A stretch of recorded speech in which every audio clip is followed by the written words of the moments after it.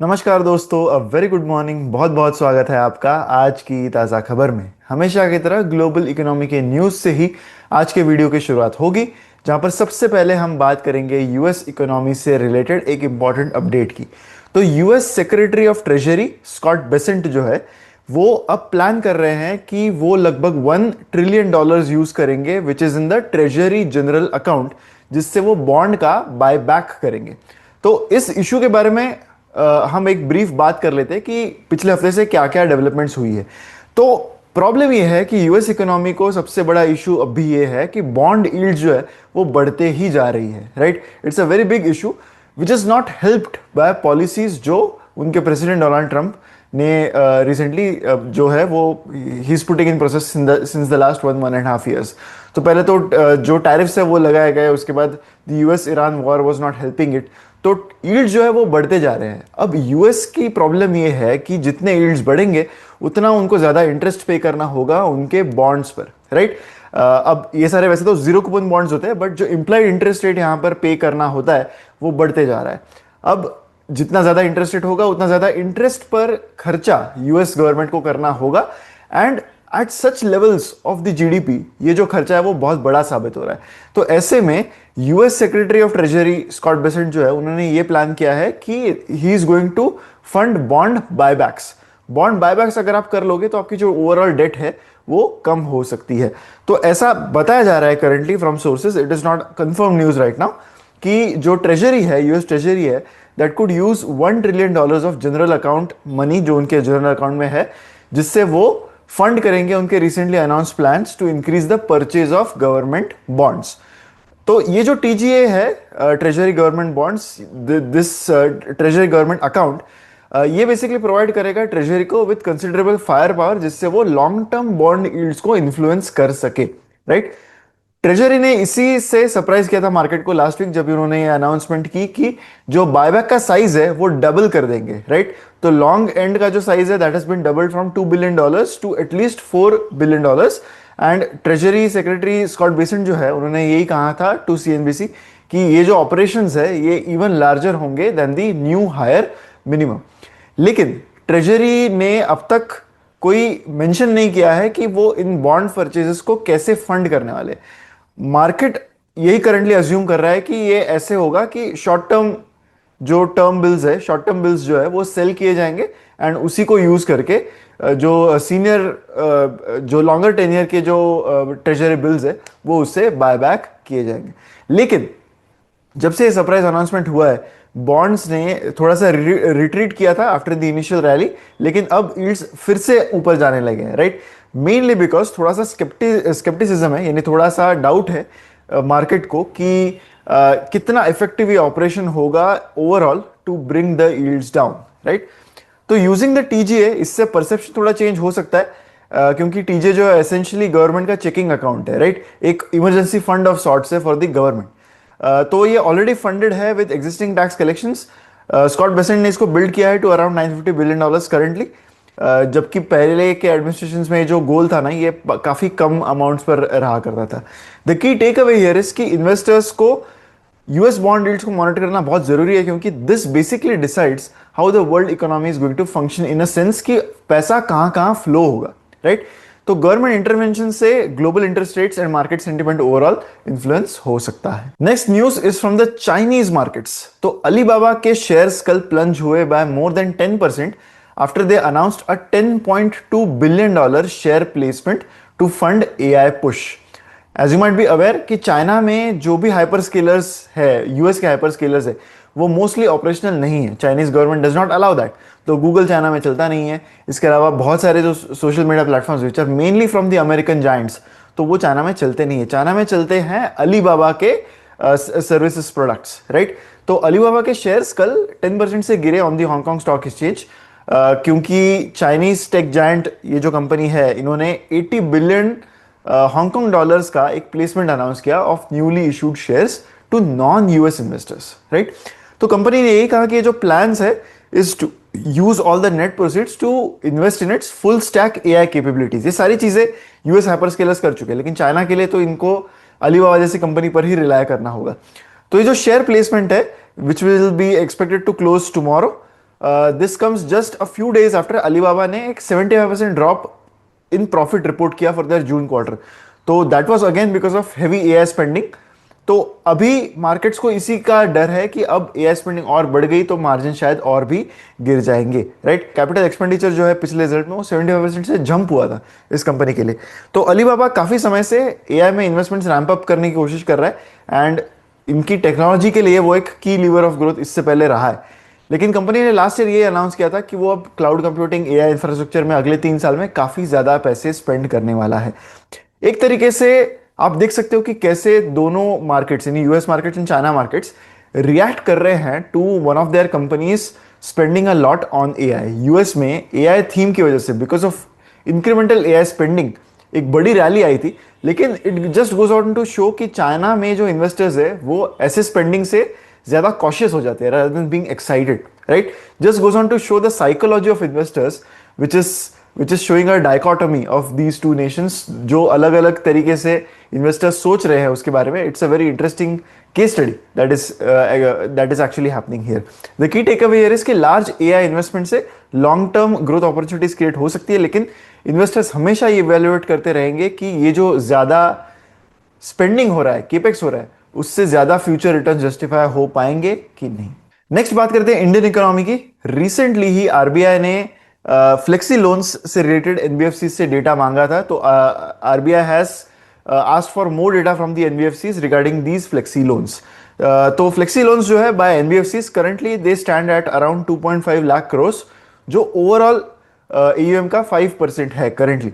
तो आरबीआई ने रिसेंटली इसी पर और डेटा मांगा है कि कितने ऐसे फ्लेक्सी लोन बोरोवर्स है जिनका एग्जिस्टिंग ओवरड्राफ्ट फैसिलिटी है। Basically they are trying to evaluate the risk, right. तो मीटिंग हुई थी between RBI and FIDC officials जो इस हफ्ते में कंटिन्यू होगी। एफआईडीसी ने सजेस्ट किया है 4 इंपॉर्टेंट ट्वीक्स जो प्रपोज बैन है ऑन रिवॉल्विंग क्रेडिट, राइट, जो रिसेंटली 1-2 हफ्ते पहले आया था, जिसके बाद बजाज फाइनेंस जैसी कंपनी के स्टॉक करेक्ट भी हुए थे। तो एफआईडीसी ने ये रेकमेंड किया है कि only top and mid tier NBFCs को फ्लेक्सी लोन देना अलाउड होना चाहिए, is what the FIDC currently recommending. पर इस पर आरबीआई फाइनली क्या फाइनल रूल्स ले डाउन करता है, that will be an interesting thing to watch. अब बढ़ते हैं स्टॉक वाइज न्यूज की ओर। सबसे पहले हम बात करेंगे इंडियन होटल्स के बारे में। आईएचसीएल इंडियन होटल्स ने अग्री किया है to merge Orient Hotels into them in an all stock deal. तो इससे 825 रूम्स इंडियन होटल्स के पोर्टफोलियो में ऐड हो जाएंगे। तो इंडियन होटल्स जो एक टाटा ग्रुप की हॉस्पिटैलिटी कंपनी है, ताज का जो ब्रांड है वो ओन करती है, राइट। तो it is now set to absorb an associate company, right. Associate company मतलब यहां पर ऑलरेडी कंपनी का एक शेयर होल्डिंग है, बट उतना बड़ा नहीं है कि वो सब्सिडरी हो। ओरिएंटल होटल्स इस कंपनी का नाम है, ऑलरेडी ये कंपनी भी लिस्टेड है, राइट। इनके 7 होटल्स है एंड 825 रूम्स है जो डायरेक्टली आईएचसीएल के बुक्स में अब आ जाएंगे। तो इससे होल्डिंग स्ट्रक्चर जो है वो बहुत सिंप्लीफाई हो जाएगा एंड इससे अनलॉकिंग वैल्यू की भी अपॉर्चुनिटी मिलेगी फ्रॉम दी असेट्स। तो बोर्ड्स ऑफ बोथ कंपनीज यानी आईएचसीएल एंड ओएचएल दोनों ने ये स्कीम अप्रूव की है एंड ये जो अपॉइंटेड डेट है फॉर फाइनल कंसोलिडेशन वो 1 अप्रैल 2027 होगी। तो इस स्कीम के अंतर्गत ओएचएल यानी ओरिएंटल होटल्स के जो शेयर होल्डर्स है उनको 25 आईएचसीएल होटल्स के शेयर्स मिलेंगे for every 117 shares that they hold in the company, right. तो आईएचसीएल और उनके subsidiaries currently 37% of OHCL own करते हैं। तो आईएचसीएल लगभग 23 मिलियन शेयर्स इशू करेंगे to absorb Oriental Hotels completely into it. ये जो मर्जर है that is part of IHCL's accelerate 2030 strategy, जिससे वो ग्रुप स्ट्रक्चर ऑल सिंप्लीफाई करना चाहते हैं एंड डायरेक्ट ओनरशिप लाना चाहते हैं अक्रॉस ऑल दी कंपनीज। ये जो एडिशन है इससे आईएचसीएल का जो प्रेजेंस है इन सदर्न इंडिया वो और भी डीपन हो जाएगा। करंटली उनके पास अराउंड 1279 फुल सर्विस रूम्स है अक्रॉस तमिलनाडु, केरला एंड कर्नाटका। तो ओएचसीएल के रूम्स ऐड होने के बाद अब ये जो ऑपरेटिंग इन्वेंट्री है इन द 3 स्टेट्स ये लगभग 2100 रूम्स के आसपास पहुंच जाएगी। तो आईएचसीएल प्लान कर रहा है कि वो अपनी बैलेंस शीट को यूज करे to invest into OHL's hotels including inventory expansion and product upgrades. The key takeaway here is कि आईएचसीएल की जो कंसोलिडेशन स्ट्रेटजी है to strengthen their owned asset base and long term hospitality growth, इससे इनका जो plan है towards their long term goals वो तो क्लियर हो रहा है, लेकिन इन्वेस्टर्स को execution and return on new investment track करना बहुत जरूरी है। टीसीएस ने एक्वायर किया है पोर्श का IT consulting arm MHP management for 320 million euros, right. ये एक बड़ी अनाउंसमेंट हुई है specially for the European company considering their overall size. तो इसकी जो एंटरप्राइज वैल्यू है of this deal, this is around 3,500 crores, right. MHP जो है वो एक leading automotive and industrial consulting firm है जिसकी expertise in business consulting, digital transformation, AI, SAP etcetera. ये जो एक्विजिशन है that is expected to be completed within the next 3 to 4 months, and इसमें टीसीएस जो है इस कंपनी का 100% शेयर्स जो है वो अक्वायर करने वाली है। तो एमएचपी लाइक आई सेड काफ़ी चीज़ों में एक लीडिंग नेम है already, and this is TCS third major acquisition in less than a year. दिसंबर में इन्होंने Florida headquarter Salesforce consulting and AI solutions firm Coastal Cloud को अक्वायर किया था फॉर $700 million। उसके बाद इन्होंने एक और कंपनी लिस्ट एंगेज मिडको को अक्वायर किया था, एंड अब TCS is spending even more money for this. तो अब ओवरऑल $1 billion से भी ज्यादा पैसा उन्होंने एमएनए में जो है वो खर्च किया in the last 10 months। In a sense they are trying to do their best to grow, क्योंकि इन कंपनीज का हमेशा से क्रिटिसिज्म यही रहा है कि ये बहुत अच्छे कैश जनरेटिंग कंपनीज है लेकिन ये उस पैसे का कुछ कर नहीं रहे। Either they are doing buybacks और they are giving out dividends, but M and A seems to be a strategy जो टीसीएस अब अपनाने की कोशिश कर रहा है। ये जो एमएचपी का एक्विजिशन है that comes at a time जहां पर European IT and engineering businesses जो है वो काफी बड़े प्रेशर में रहे हैं फ्रॉम मैक्रो इकोनॉमिक चैलेंजेस। इससे पहले एचसीएल ने एएसएपी ग्रुप को अक्वायर किया था इन 2023 जो लगभग 2,300 करोड़ का डील था, एंड रिसेंटली परसिस्टेंट ने नगारो को अक्वायर किया है ऑफ फॉर अराउंड 12,000 करोड़। तो ये एक और बड़ी deal in the European services market हुई है। The key takeaway here is कि इससे टीसीएस की जो स्ट्रेंथनिंग है of their presence in automotive digital transformation वो काफी बढ़ेगा, which can improve their future growth prospects अगर इंटीग्रेशन जो एक्सपेक्टेड सिनर्जीज है वो डिलीवर कर सके। तो कल डिक्सॉन के शेयर्स नीचे जाते हुए दिखे in spite of new incentives जो मोबाइल मैन्युफैक्चरर्स को मिलने वाले हैं। तो ये क्यों हुआ, राइट? तो डिक्सॉन को माना जा रहा था कि may be it might be on the favourites considering कि ओवर द वीकेंड गवर्नमेंट ने एक पीएलआई स्कीम अनाउंस की थी, new production linked incentive scheme for mobile manufacturing, लेकिन इसके बावजूद डिक्सॉन का स्टॉक कल 2% से भी ज्यादा डाउन था, राइट? तो डिक्सॉन जो है वो बेसिकली क्या करता है कि वो जो है कॉन्ट्रैक्ट मैन्युफैक्चरिंग करता है फॉर स्मार्टफोन कंपनीज।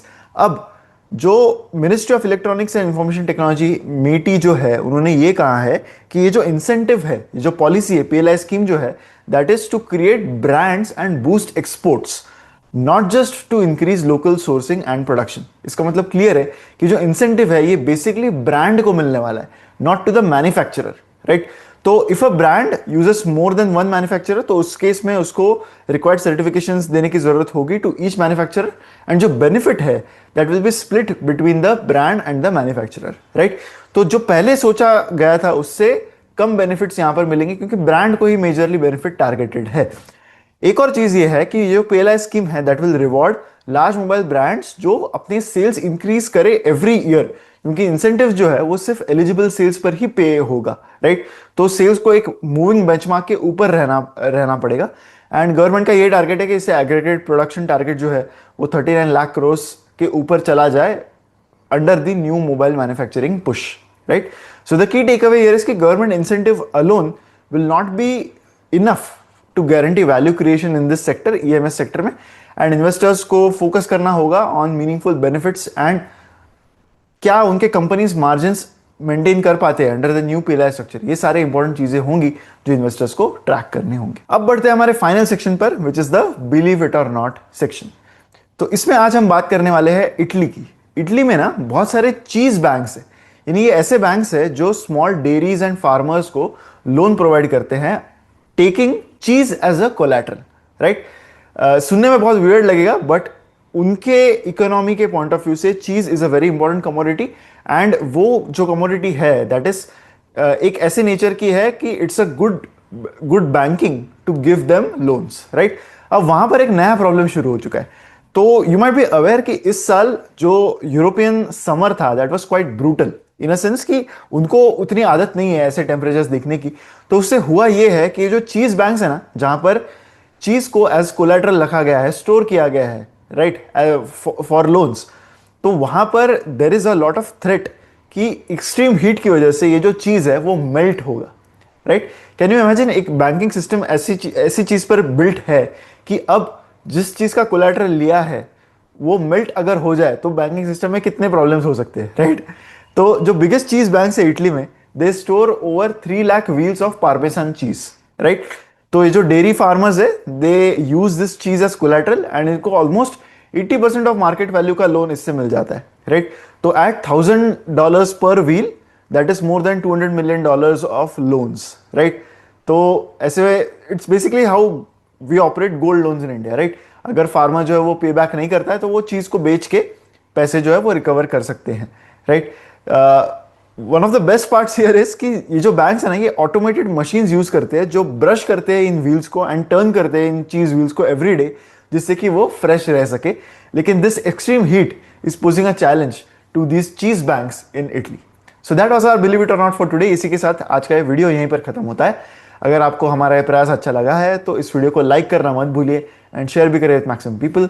ऐसे ही वीडियोस के लिए हमारे चैनल पर बने रहे and yes, don't forget to visit investindia.in, जहां पर आप हमारे प्रोडक्ट्स को सब्सक्राइब कर सकते हैं यूजिंग द कूपन कोड।